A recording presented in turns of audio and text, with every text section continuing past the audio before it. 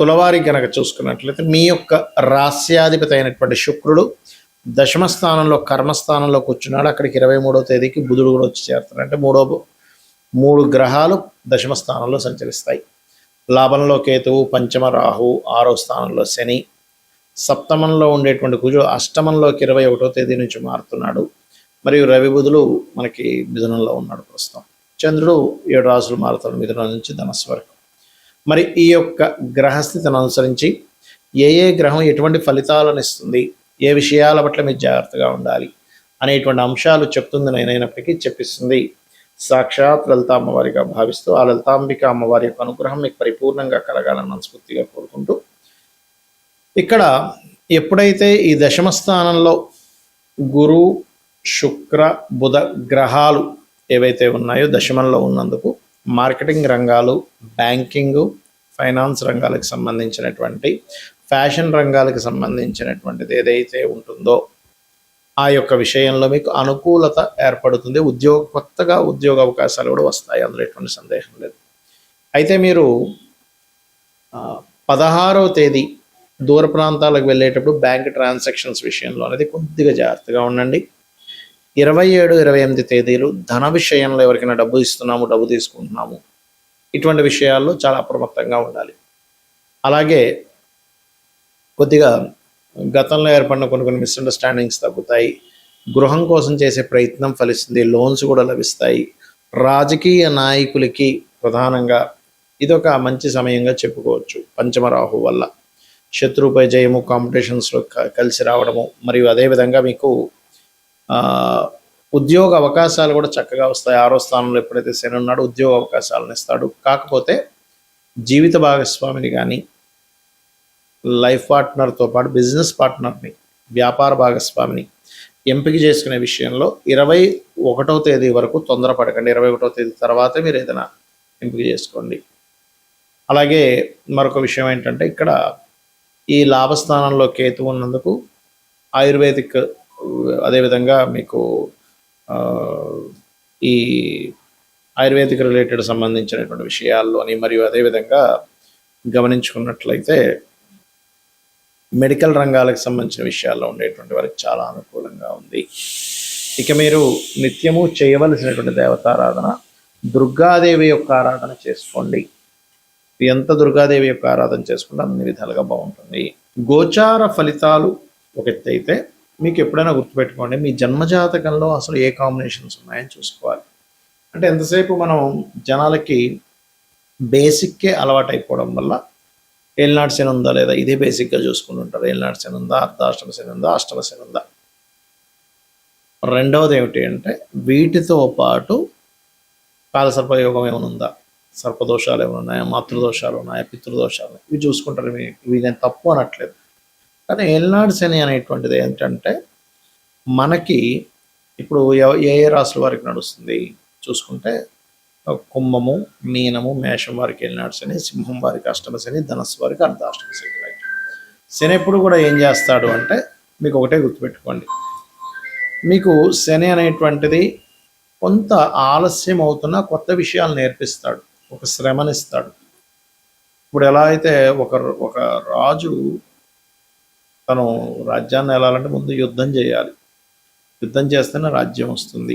అలాగే ఒక మనిషికి కొన్ని విషయాలు ఒక స్టేజ్కి వెళ్ళాలంటే కొన్ని విషయాలు అనుభవంలోకి రావాలి, అనుభవాలను ఇస్తాడు. అంతేగాని ఇంకా ఏమీ అన్నీ పోతాయి, అన్నీ చాలా విభత్సం అయిపోద్దని అనుకోకండి దయచేసి. అనుభవాన్ని ఇస్తాడు, దాని మీద యాక్సెప్ట్ చేయగలగాలి.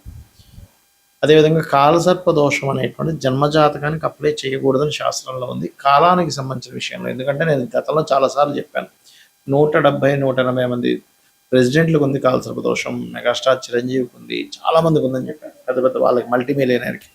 మరి వాళ్ళందరూ ఎలా అయ్యారు? మరి కాలసర్ప దోషం ఉంటే ఎందుకు పనికి రాకుండా పోవాలి కదా అనే విషయాన్ని గుర్తుపెట్టుకోండి. ఇక జనరల్ సర్పదోషాలు మీరు కాళహస్తికి వెళ్ళడమో లేకపోతే రావి చెట్టు ప్రదక్షిణం చేసుకోవడం వల్ల పోతుంది. అదేవిధంగా మాతృదోషం, పితృదోషం, పూర్వజన్మల్లో మనం చేసినటువంటి కొన్ని దోషాలు ఉంటాయి. అంటే తల్లిని సరిగ్గా చూసుకోకపోవడం వల్ల మాతృదోషము, పితృదోషం అనేటువంటిది పితృదేవతలు సరిగ్గా చేయకపోవడం వల్ల, సంతానాన్ని సరిగ్గా చూసుకోకపోవడం వల్ల, తండ్రికి ఇవ్వాల్సిన గౌరవం ఇవ్వకపోవడం వల్ల, ఇట్లాంటి వాటి వల్ల జరుగుతుంది. ఇలా చాలా ఉన్నాయి. స్త్రీ దోషం ఉంటుంది శుక్రుడు పాడైతే. అయితే ఇక్కడ ఏంటంటే ఏ గ్రహం పాడవడం వల్ల ఏ కాంబినేషన్ వల్ల వచ్చిందంటే శుక్రుడు పాడయ్యాడు, స్త్రీ దోషం.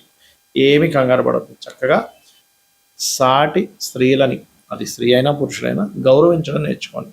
వాళ్ళ పట్ల మరలా అవహేళనగా ఉండడం, వాళ్ళని ఏడిపించడం, వాళ్ళు ఏడిచేలా మీ వల్ల వాళ్ళు ఏడవడం చేస్తే మళ్ళీ ఆ స్త్రీ దోషం ఇంకా పెరుగుతుంది. మాతృదోషం ఉంది, ఇంకా మీ తల్లిగారు ఇంకా ఎక్కువ బాధపడుతున్నారు మీ వల్ల ఈ జన్మలో కూడా, అది ఇంకా ఇంకా కొన్ని వందల జన్మలకి కంటిన్యూ అవుతుంది. పితృదోషం కూడా అంతే. పితృదేవతలకి గతంలో తెలియక చేయలేదు, అది పితృదోషంగా వచ్చింది. అప్పుడు ఆ పితృదోష సంబంధించినటువంటి స్వయం పాకం ఇవ్వడము, లేకపోతే ఏదైనా గయా లాంటి ప్రదేశాలు వెళ్ళి అక్కడ పితృతర్పణాలు చేయడం, లేకపోతే నిత్య పితృతర్పణాలు చేయడం, లేదా అమావాస్య నాడు పితృదేవతల కోసం వదలడం చేయాలి. అంతేగాని ఏదో అయిపోతుందని కాదు. ఇక్కడ ఏంటంటే మీకు లగ్నం నుంచి 12 భావాలు అనేటువంటివి ఉంటాయి. లగ్నం ఏమిటి, లగ్నం యొక్క స్థితి ఏమిటి, మీ యొక్క ఎదుగుదల, మీ లైఫ్లో ఎందుకు ఎప్పుడు అప్ అండ్ డౌన్స్ వస్తాయని చెప్తుంది. ధనాధిపతి చూడాలి అంటే సెకండ్ హౌస్, అంటే మీకు ధనము ఏ రూపంలో ఏ మార్గంలో ఎప్పుడు ఎక్కువగా వస్తుంది, ఏ మార్గంలో ఎప్పుడు పోయే ఛాన్సెస్ ఉన్నాయి, ఎప్పుడు జాగ్రత్తగా ఉండాలి ధనం విషయంలో అనేటువంటి చూపిస్తుంది. అదేవిధంగా 3వ భావంలోకి వెళ్తే సిబ్లింగ్స్, మీ యొక్క ప్రయత్నాలు ఇవన్నీ ఉంటాయి. అంటే సిబ్లింగ్స్తో మీకు ఉండే రిలేషన్ ఏంటి. కొంతమంది బాధపడుతుంటారు, ఏమిటంటే మా సొంత అన్నయ్య ఇలా చేశాడు, మా తమ్ముడు ఇలా చేశాడు, మా అక్క ఇలా చేసింది, మా చెల్లి ఇలా చేసింది అంటారు. అది పూర్వజన్మల్లో ఉన్నటువంటి కొన్ని కర్మలు వెంటాడుతూ ఉంటాయి ఆ రూపంలో వచ్చి. మన కర్మలన్నీ కూడా మన తల్లిదండ్రులు, పిల్లలు, అన్నదమ్ములు, అక్క చెల్లెళ్ళు, స్నేహితులు, దాయాదులు వీళ్ళ రూపంలోనే వస్తారు, గుర్తుపెట్టుకోండి. ఇవి ఎక్కడి నుంచి తప్పించుకోలేరు. ఇంకా తప్పించుకుందామని ప్రయత్నం చేసినప్పుడు రోగ రూపంలో వస్తుంది కర్మ. కాబట్టి మీ విద్యా విషయం, ప్రాపర్టీ విషయం 4వ భావంలోని, సంతాన అభివృద్ధి, సంతానం గురించి విషయాలన్నీ 5వ భావంలోని, రుణ రోగ శత్రు భావాలన్నీ 6వ భావంలోని, జీవిత భాగస్వామి ఎప్పుడు వస్తుంది, అసలు ఎప్పుడు వివాహం చేసుకోవాలి, ఎలాంటి ప్రయత్నం చేస్తే మీకు అవుతుంది, అసలు ఎందుకు ఇంత లేట్ అవడానికి కారణాలు ఏంటి అనేటువంటివి, ఏం చేస్తే మీకు వివాహం అవుతుంది 7వ భావంలోని, ఆకస్మిక సంఘటనలు, ఆయుష్ అంతా 8వ భావంలోని, తండ్రి, గురువులు, దేవతా క్షేత్రాలని భాగ్యభావంలోని, మీరు చేసే ఉద్యోగాలు దశమంలోని, మీరు చేసేటువంటి వ్యాపారాల లాభస్థానంలో, మీరు ఎప్పుడు ఇన్వెస్ట్మెంట్ చేయాలి, ఎప్పుడు పెట్టకూడదు, అసలు మీ పేరు మీద ఇన్వెస్ట్మెంట్ చేయొచ్చా చేయకూడదు అనేటువంటిది 12వ భావంలో ఉంటుంది. ఇలా 12 హౌజెస్ ఉంటాయి ఆస్ట్రాలజీలో. ఈ 12 భావాల్లో ఏ గ్రహం ఉంది, ఆ గ్రహ అధిపతి పరిస్థితి ఏమిటి, పిఏసి అంటారు, అంటే ప్లేస్మెంట్, ఆస్పెక్ట్ అండ్ కంజంక్షన్. అంటే ఏ గ్రహం ఎక్కడుంది, ఏ గ్రహంతో చూడబడుతుంది, ఏ గ్రహంతో కలిసి ఉంది, దాని వలన ఆ యొక్క గ్రహం యొక్క బలాబలాల్లో మార్పులు వస్తాయి.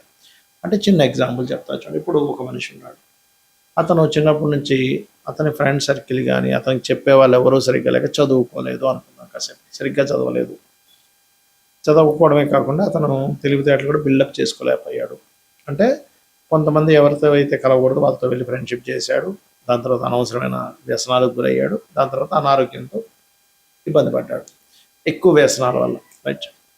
అంటే ఏంటి, ఒక మనిషి ఎలా అయితే ఎవరితో కలిశాడో, ఎవరి ఇన్ఫ్లుయెన్స్లోకి వెళ్ళాడో, ఎక్కడ నివసిస్తున్నాడో అనే ఎఫెక్ట్ ఎలా ఉంటుందో, అదేవిధంగా ఒక మనిషి మంచి తల్లిదండ్రులు, చెప్పేవాళ్ళు బాగున్నారు, బాగా ఇంటెలిజెంట్, బాగా చదువుకున్నాడు, మంచి వ్యాపారం పెట్టాడు, మంచి ఉద్యోగంలో జాయిన్ అయ్యాడు, లైఫ్ మంచి భార్య పిల్లలు వచ్చారు, లైఫ్ అంతా అద్భుతంగా ఉంది, మంచి గుర్తింపు ఉంది. అలాగే గ్రహం కూడా పాపగ్రహాలతో సంబంధం కలిగినప్పుడు, దాని పోర్ట్ఫోలియోస్ పాడైనప్పుడు ఆ భావం పాడవుతుంది. దాన్ని సెట్ చేసుకోగలగాలి.